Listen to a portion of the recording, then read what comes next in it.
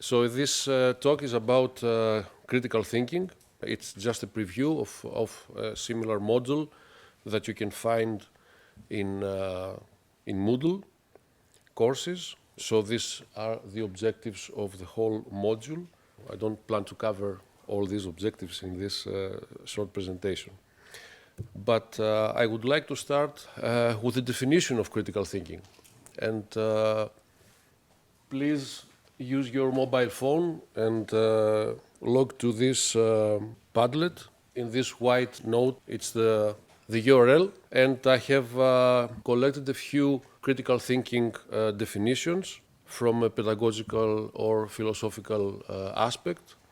After reading it, please, there are two questions below. The first one is to write a few keywords about critical thinking, what you think is the most important aspects of critical thinking, what is more relevant to you.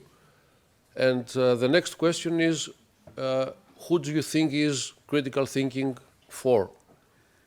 Who does need to be a critical thinker? For example, should you be an engineer to use critical thinking, or maybe a bartender, or anything you think it's more relevant? So I can see some of the answers already. It's about having a different point of view, thinking about thinking, explore the validity, asking questions, combine knowledge from different fields, reduction to the abstract concepts, the ability to analyze a problem presented, quality, decision making, active. Who is it for? For a researcher, a politician, a philosopher. It's for ourselves. Very nice comment. It's for everyone. Everyone, possibly scientists and decision makers. Everyone who wishes to form or use opinions. For everybody. Okay, I think this is enough. So I will skip with the definitions now that you already know about critical thinking. This Padlet will be online, of course, for you to use. So it's a process of questioning information and data. This data might be coming from the newspapers or the television or the internet, or it will be someone sitting next to you speaking about something, or your teacher, or some politician. But these days is especially in Greece, there's a very big talk going on about fake news. And have you ever heard of the word hoax? So I will give you an example. Some 2 years ago, there was this fantastic picture taken from the Hubble telescope, and it seems that they have found the gates of heaven. And it's proven to be a hoax, meaning it's fake. And this is also about fake news. Now they are building some internet tools in order for you to check the validity of the news. So newspapers and publishing houses are making some efforts for the public to be able to check the news. So critical thinking is like a clear, reasonable, reflective thinking in order for you to find out about whether to do or not to do something, or whether to believe or not to believe something. And you can ask questions like, how do we know this? Something that you hear or something that you read? Or is this true in every case, or is it true just for this instance? It involves being skeptical and challenging assumptions and making challenging assumptions, rather than simply memorizing facts and blindly accepting what you hear or what you read. So it's not a matter of accumulating information. For example, someone who knows too many facts or can memorize facts, it's not really necessary that he is a critical thinker. It might be helpful, of course, to remember too many things, but it's not really something related to critical thinking. Critical thinking, it's not about being critical to other people. For example, you see someone and you criticize the clothes that he wears or how his hair looks. We should not confuse critical thinking with this attitude. Critical thinking helps in cooperative reasoning and constructive tasks, because you can think deeply about what you have to do, and you can respect the others, the views of the others working in your group. And this is, of course, aspects of critical thinking. So it's not related to some specific domain. You also said it in your comments that it's about everyone. It's not about scientists only. It's for everyone, and I mostly like the answer that it's about ourselves, because critical thinking, an aspect of critical thinking is, of course, be reflective of what you are doing. It is very important for the new knowledge economy, because things are changing very fast in these days, and we have to sit back and be critical thinkers about these things that are happening around us. And of course, this is a very good skill for everyone, for anyone to be adapted to the new situation and the new knowledge economy. Of course, critical thinking can help anyone to enhance his language and his presentation skills. It helps to find better ways to express your ideas, and also improves your comprehension abilities. It seems that critical thinking also promotes creativity, because it helps you evaluate new ideas and build upon the new ideas, and help you decide if you to go this way or to go that way, and modify your ideas to the right direction. It's also crucial for self-reflection. It's one of the aspects of critical thinking is self-reflection and self-evaluation. Of course, critical thinking is necessary also for a scientist. For example, do you think that critical thinking is relevant for reading a paper or reviewing a paper? Or maybe writing a paper, or reviewing the literature? So how can you describe a person that is a critical thinker? Is the one that understands the logical connection between the ideas, identify, construct, and evaluate arguments. So this is very relevant to what we already said. Of course, one that can detect inconsistencies and common mistakes in reasoning. One that can solve problems systematically, identify the relevance and importance of ideas, and reflect on justification of his own beliefs and his own ideas. That's why critical thinkers are usually curious and reflective people.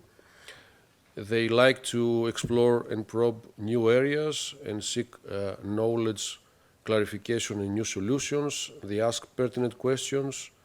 They can distinguish between facts and opinion. And they're willing to examine their own beliefs. That's why they are also open to changing their mind, and they are enjoying learning. They are seeking always, it's like a lifelong pursuit. And they can use all the information, and they can know the consequences for their decisions. So one question now is, do we really need critical thinkers? And I can use this report from the World Economic Forum in 2016 that says that the fourth industrial revolution, which includes development in previously disjointed fields, such as artificial intelligence, machine learning, robotics, nanotechnology, 3D printing and genetics, and biotechnology, will cause widespread disruption, not only to business models, but also to labor markets over the next 5 years, with enormous change predicted in the skill sets needed to thrive in the new landscape. And what are these skill sets? We can see that critical thinking in 2017 was at number 4, and now for 2020 is number 2. So it's coming up. One of the aspects of critical thinking is how to evaluate the arguments. So I would like to give you a short video about that.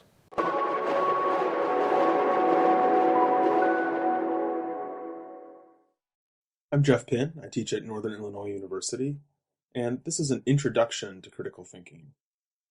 In this lesson, we're going to talk about 3 things. First, what is critical thinking? Second, what is an argument? And third, what's the difference between deductive and ampliative arguments? Okay, so what is critical thinking? Well, fundamentally, critical thinking is about making sure that you have good reasons for your beliefs. What does that mean? So suppose that you and your friend are talking about who's going to be at tonight's party. And she says to you quite confidently, Monty won't be at the party. You're not sure whether or not to believe her, so it would be natural for you to follow up by asking, why do you think so? And there are a lot of different things that she might say in response. We're going to talk about 3 possible answers she could give. First, she might say, I can't stand him and I want to have a good time. Second, she might say, well, he's really shy and he rarely goes to parties. And third, she might say, he's in Beijing and it's impossible to get here from Beijing in an afternoon. The first response that she gives you does not give you a good reason to believe that Monty won't be at the party. The second reason, though, is a good reason to believe that Monty won't be at the party. If he's really shy and rarely goes to parties, then it's probable that he won't be at tonight's party. Similarly, the third reason also gives you a good reason to believe that Monty won't be at the party. If he's in Beijing and it's impossible to get here from Beijing in an afternoon, then it's guaranteed that he won't be at the party. And when you notice things like that, when you distinguish between good and bad reasons for believing something, you're exercising your critical thinking skills. So critical thinking is making sure we have good reasons for our beliefs, and so one of the essential skills that you learn when you're studying critical thinking is how to distinguish good reasons for believing something from bad reasons for believing something. Now, it's worth saying something about how I'm using the term good here. I'm not using it to indicate anything having to do with morality or ethics. So it's not morally right or morally good to believe something on the basis of good reasons. Similarly, it's not morally wrong or evil or wicked to believe something on the basis of a bad reason. Rather here, what it is to say that a reason is good is closely tied to the notion of truth. So a good reason for a belief is one that makes it probable. That is, it's one that makes the belief likely to be true. The very best reasons for a belief make it certain. They guarantee it. So why does this matter? Well, the reason that critical thinking is important is because since we're rational, we want our beliefs to be true. Rational people want to have true beliefs, and they want not to have false beliefs. And the best way to be rational in this way is to form beliefs only when you find good reasons for them. Okay, that leads us to our second question, what is an argument? Well, an argument is a set of statements that together comprise a reason for a further statement. So, for example, we can consider one of your friend's responses before as an argument. She's given you 2 statements, Monty's really shy and Monty rarely goes to parties, which together comprise a reason for believing that Monty won't be at the party. The statements that are the reason we call the argument's premises. So Monty's really shy is premise 1, Monty rarely goes to parties is premise 2. and the statement that those premises give you reason to believe we call the argument's conclusion. A good argument is one in which the premises give you a good reason for the conclusion. That is, the premises make the conclusion likely to be true. In that case, we say that the argument supports the conclusion. Good arguments support their conclusions, and bad arguments don't support their conclusions. So a key part of critical thinking is learning to evaluate arguments to determine whether or not they're good or bad. That is, whether or not their premises support their conclusions. The red argument is the first response that she gave. Two premises: I can't stand Monty and I want to have a good time. And the conclusion is Monty won't be at the party. And the third argument, which we'll put in purple, consisted also of two premises. Monty's in Beijing and he can't get from Beijing to the party in time, so he won't be at the party. Now, as I indicated before, the first argument is not good, while the purple argument is good. And here I can explain a little bit more about why. If you consider what the red argument's premises say, that your friend can't stand Monty and she wants to have a good time, and think about their relationship to the conclusion of the argument, you'll see that those statements don't make that conclusion any more likely to be true. The fact that your friend can't stand Monty and wants to have a good time doesn't do anything to make it more likely that Monty won't be there. It's simply unrelated to the conclusion. In the purple argument, though, the premises, if they're true, they guarantee that the conclusion is true. So they make it very probable. The truth of the premises guarantees the truth of the conclusion, and so in the purple argument, the premises do support the conclusion.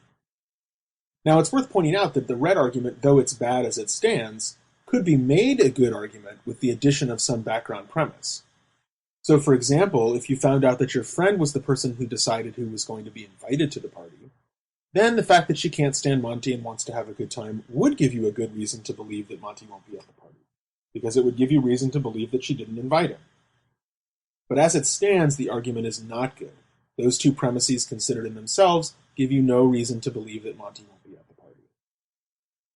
Okay, our last topic is to distinguish two different types of arguments.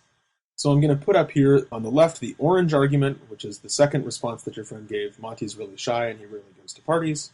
On the right, we'll put the purple argument: Monty's in Beijing and he can't get from Beijing to the party in time. Both of them have the same conclusion: Monty won't be at the party.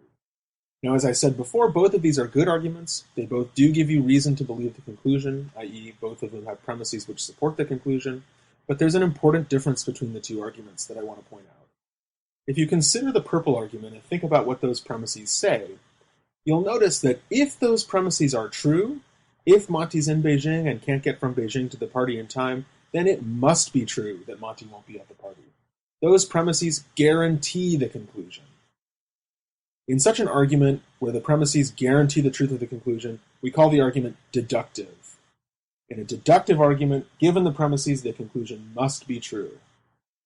Just thinking about the information in the premises in a deductive argument gives you all you need to deduce the conclusion. If you look at the orange argument, though, you'll notice that that's not the case. In the orange argument, even if those premises are true, the conclusion might still be false.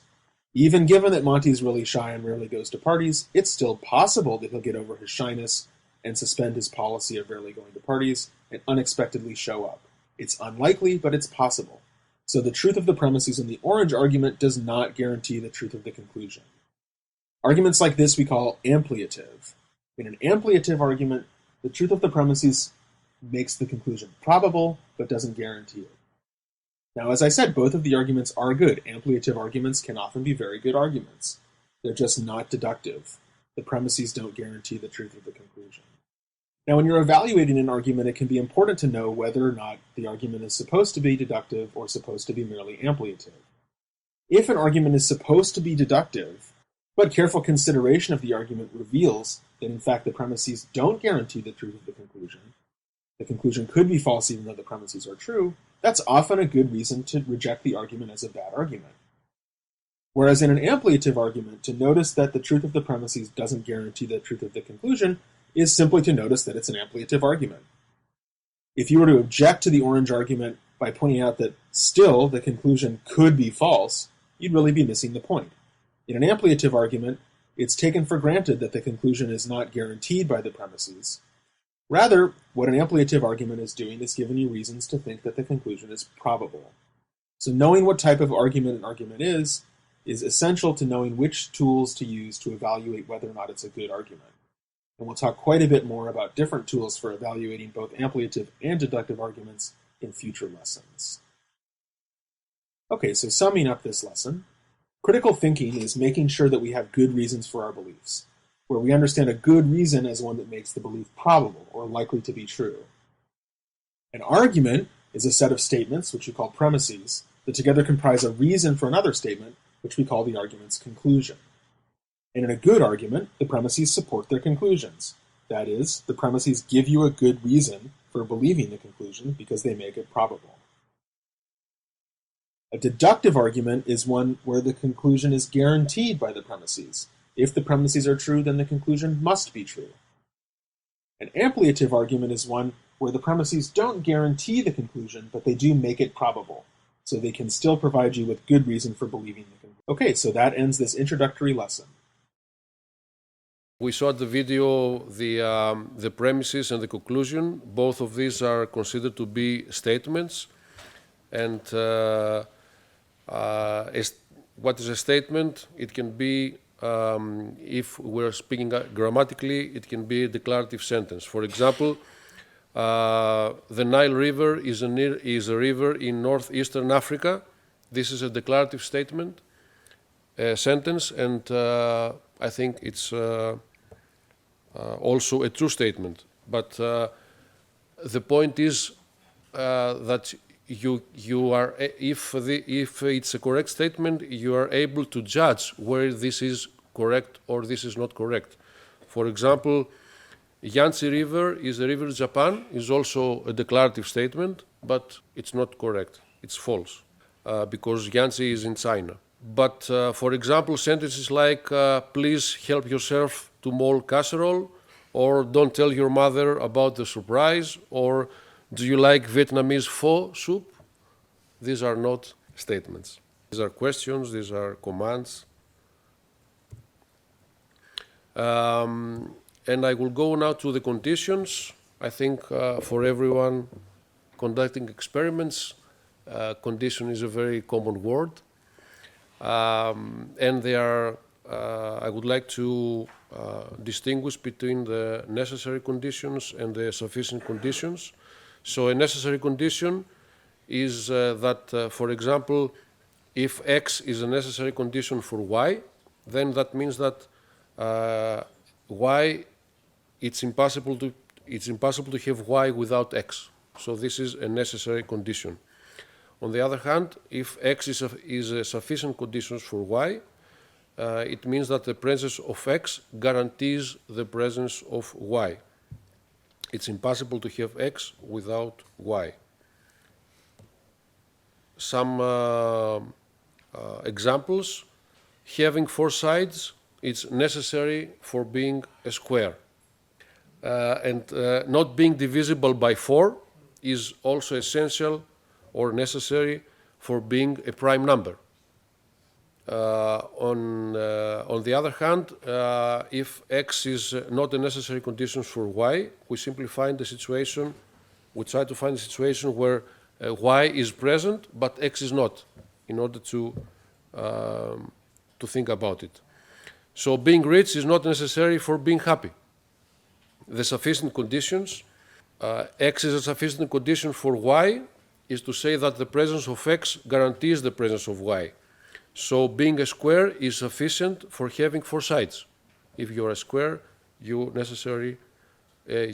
must have 4 sides. Is a sufficient condition. Being divisible by 4 is sufficient for being an even number. So the time is up. Thank you very much. Thank you very much.